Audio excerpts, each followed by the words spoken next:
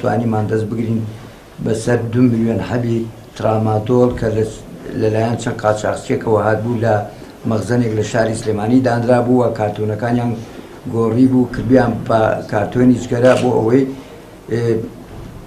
بیگوازنەوە یاخود لە ناو شاری سلێمانی دەستکەن بفرۆشتن و گەنجانی ئێمە ئاڵودەی ئەو جۆرە حەبە بکەن کە دیارە ترامادۆڵ بە ڕچێتەی دکتۆر نەبێ نادرێ بە هیچ کەسێک ئەویش محتات بین لەسەر وەکو مادەکانی تری مادە هۆشبەرەکان و هەرتوانیمانە ئەم ساڵ نزیکەی 190 کەس لە ئاسایی سلێمانی دەستگیر بکرێت بە بازرگانیکردن و بەکارهێنانی مادە هۆشبەرەکان چەند کیلۆیەک تریاک ژەر لەم ساڵدا دەستی بەسەراگیرەوە کە نزیکەی 10 کیلۆ تریاکە بێت